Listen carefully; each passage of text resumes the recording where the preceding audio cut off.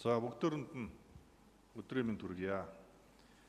Тэгэд яг бид хэд энэ 24 мега төсөлгээд 24 онд 12 сард иргэдийн урлаар ороод баталсан төлөөлөгчийн нэг хотын олон тулгамдж байгаа асуудлууд байгаа. Тэрийг эренбэлж байгаад хамгийн чухал нь энэ юм байна. Энэ дотроо бас энэ төслүүдийг амжилттай хэрэгжүүлчихвэл бас хот маань бас нэг хот шиг болчих юм байна гэж ингэж одоо төсөөлж баталсан. Тэгээд 6 сарын хугацаа өнгөрсөн байна. 6 сарын хугацаа 6 сар өнгөрсний дараа өнөөдөр одоо ямар байдалтай юу хийгдээд хаана юу хийгдээд ямар байдалтай байгаа вэ гэдэг юм танилцуулга мэдээллүүдийг өчигдөр бас бүлгийн хурал дээрээ авлаа. Сая бас товчхон бас танилцуулж байна. Тэгээ энэ дээр том утгаараа ингээ бид нар зарлалцсан зөндөө ингээ цааснууд ингээ гаргацсан яваад байдаг. Тэгээ энийг хэрэгжүүлэхэд за хүн хүч нэгжүүд зөндөө хангалттай бид нар байгуулчлаа. За цалин мөнгөний өгөөд одоо явж байна. Энэ төслийг хэрэгжүүлэх дээр бүтээн байгуулалтын санхүүжилт нь хаана байгаа? Энийний араас хэн хөөцөлдөж байгаа?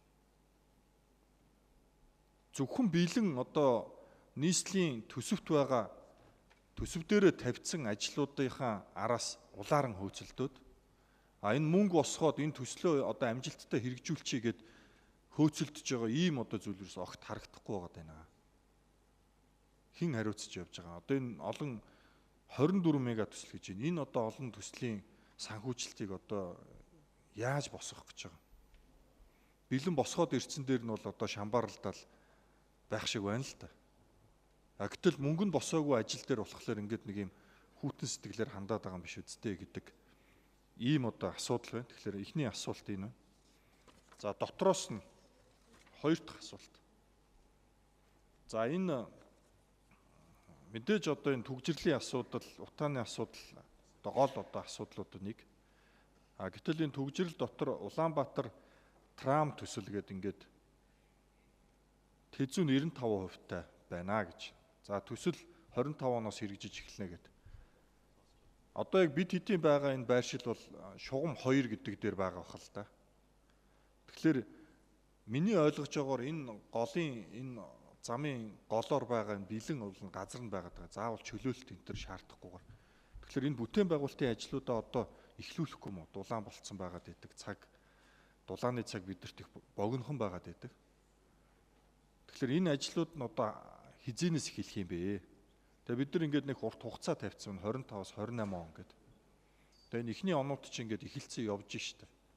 Тэгээ бүтээн байгуулалтын ажил нь ерөөсө харагдахгүй байгаа даа. Тэгэхээр энэний одоо энэ ажлын явцын мэдээллийг бас товчхон танилцуулаач. За энэ хөнгөн төмөр замын тээвэр LRT төсөл гэж байна. Тэгээ энэ бас мэдээлэл нь орж ирсэн юм. Гэхдээ энэ ч тэзүү 0, ажлын зураг 0, барилгын ажил 0. Энэ одоо яах юм? Мөнгийн хэн босгох юм? Яах юм? Одоо энэ 700 сая доллар гэдэг ингээд тавьчихсан байна л да. Энэ ингээд бүх юм нь 0 байгаа бол энийг ингэж танилцуулах шаардлага байгаа юм уу? Энийний талаарх бас дэлгэрэнгүй мэдээллийг авъя. За туул хурдны зам. За энэ бол одоо нөгөө төсөв дээр тавьсан төсөл. Бид нар сая дотор нь 2-3 удаач орог өөрчилчүүд төсвийг нэлээд нэмэгдүүлсэн байгаа даа. Тэгээ энэ ажлын маань одоо явц нь ямар шуухан байдалтай байна вэ? Бас нэг юм товчхон мэдээллийг авахыг хүсэж байна. За сая ингээд төлөөлөгч нар бас хэлээд байгаа нь зөв шүү дээ.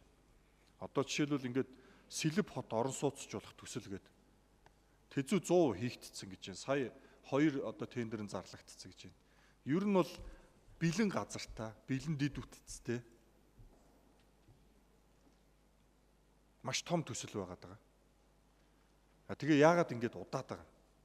Гацж байгаа, удаж байгаа шалтгаанууд нь юу юм? Сая бас нэг хил ам болоод янз янзын болоод байсан. Тэгээд ямар ч хэсэг ихний 2 компани шалгарсан гэрээ контракта байгуулна гэдэг ингэж яах шиг байна. Тэгээ бидэрт бол хугацаа байхгүй шүү. Маш одоо богинохон хугацаанд хурдхан шиг энэ ажлуудыг хийгээд үр дүнгийг харахыг одоо бас хүсэж байна. За өчигдөр би бүлгийн хурал дээр бас асуусан. Төсөл дотор бас дулааны тархмал их усүр гээд нэр томьёо ижилхэн төсөл хөтөлбөрүүд яваад байна. Энийг одоо нэгтлэлт нь гаргаж ойлгомжтой хэлбэрт оруулаа. Толгой эргээд байна энэ дотор чинь. Тэгэхээр энийг өчигдөр би асуусан та хэд бас энийг бэлдээд оруулж ирэй гэсэндээ энэ дээр өчигдрийн би асуусан асуултынхаа бас хариултыг авъя гэж бодож байна. За баярлалаа.